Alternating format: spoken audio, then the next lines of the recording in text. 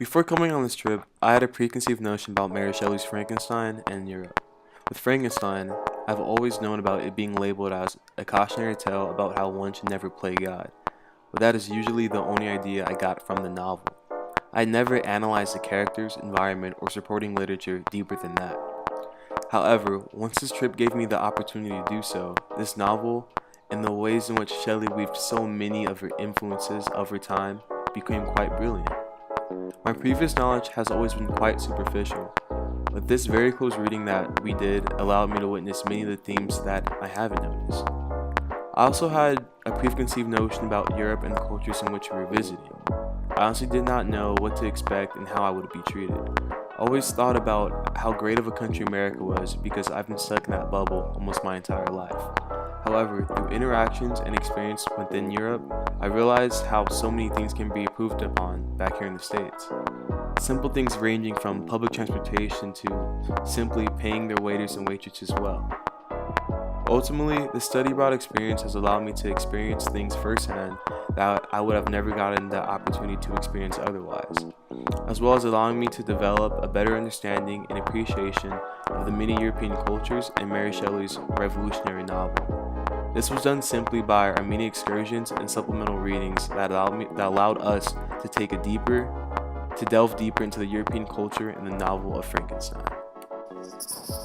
Our time in Darmstadt was very short, but also an easy introduction into the country of Germany. However, as soon as we arrived in Ingolstadt, it did not take me long to notice the difference in culture, architecture, and history.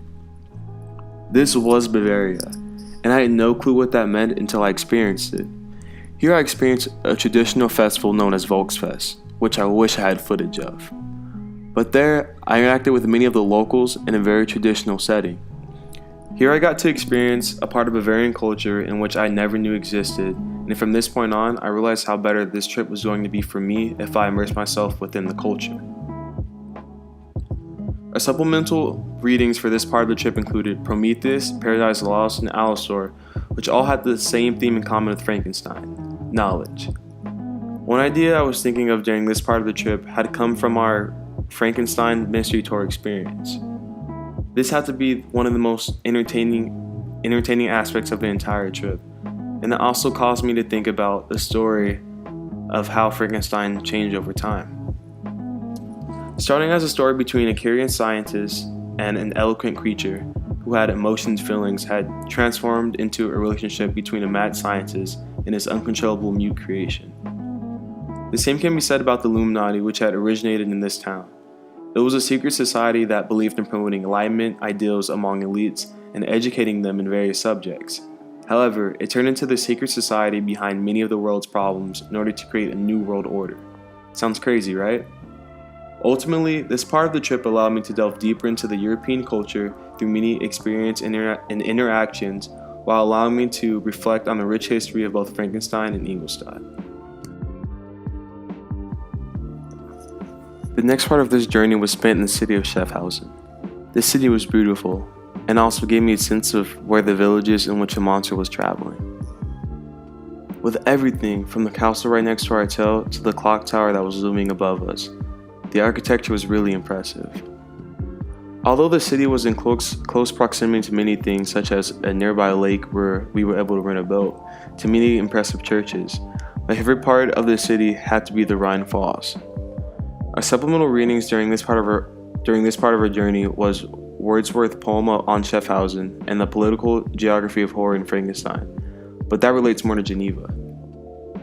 Wordsworth's poem easily encompassed my experience of the Rhine Falls. He contrasted the fall's breathtaking beauty with its undeniable powerfulness. At first glance, I did not notice the fall's powerful nature just because of the modern architecture's safety precautions. However, nearby there was a ropes course that had a zip line that gave you a wide view of the entire falls. And in this moment, I think I sort of felt what Wordsworth was talking about. It made me think of a different perspective in which he was writing from at that point, just because he had to write at a time where there were no guardrails or safety precautions to protect him from the falls. He had this sense of danger that I could not possibly have felt. Ultimately, this part of the trip allowed me to picture the setting in which the novel took place in, and allowed me to gain a better understanding of where Mary Shelley was inspired by. However, our last stop in Geneva had to be the most rewarding experience from the entire trip. The next part of the journey was spent in the city of Geneva and was one of the most rewarding parts of the entire trip. Our experience in Geneva included a ferryboat ride across Lake Geneva, a short hike up to where Mary Shelley had begun to write her novel, a visit to the statue of the monster, and a visit to the Red Crescent Museum. All of these experiences and supplemental readings, which included Byron's Rousseau and Lake Lehman, Kant and Burke's The Beautiful and the Sublime, and Perrottet's Lake Geneva as Shelley and Byron knew it, really brought the novel to a full circle. The ferryboat ride across the lake and hike up to the house in which she began to write the novel accurately allowed me to vision Mary Shelley writing the novel. The visit to the monster statue was my first look upon the monster that didn't align with the most popular version seen in Hollywood movies. Our tour of the Red Crescent Museum made me appreciate how progressive of a city Geneva was, and all of these experiences combined allowed me to see the many inspirations from the environment and historical figures, and how they were intricately placed within the many characters and situations enclosed in the novel. The readings brought up ideas that I would have never thought to be associated with this novel. An example of this is Kant and Burke's The Beautiful and Sublime, the political geography of horror in Byron's Rousseau. The concept of how certain things in nature could be beautiful and sublime is a foreign idea to me that I had gained a better understanding of after this course. Additionally, I've never realized how some of Rousseau's views of human beings and the political climate of Geneva regarding women were sprinkled into the novel. Ultimately, through exploring more of the history and inspiration behind the novel, the complex ideas that the novel presents are now better understood. In the last part of my study abroad experience, I was sad because I did not get to witness the sublime beauty of Chamonix to see the glacier and Mont Blanc. I felt as if this is such an essential part to the novel, and the contrast of the mountain and the glacier truly represent the aspects of the sublime and the beautiful. However, I did get to enjoy a weekend in Venice. Flying over 50 minutes over the Alps and ending up in an entirely different country with an entirely different culture was astounding, made me realize how diverse of a place that Europe was. My last part of the trip, including my plane ride back, gave me so much time to self-reflect upon my experiences and my new take on the novel. Through my experiences, every preconception that I had about Europe was easily challenged. I have noticed that Europe is comprised of so many different cultures with so many different traditions and rituals. Additionally, my conception of the novel had changed tremendously. I've begun to notice some of the complexities of the novel, such as the broken familiar structure that most likely contributed to the monster's fate, and the many inspirations that the city of Geneva and surrounding countries and cities had on the novel. This trip was truly one to remember, and I truly think that we achieved the goal of finding Frankenstein.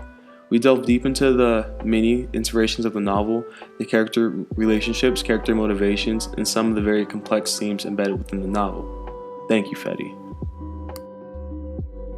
Very detail-oriented. We get in there and get dirty, right? We think about the ideas, the concepts, the places. But the question that I leave you with: have we found the monster?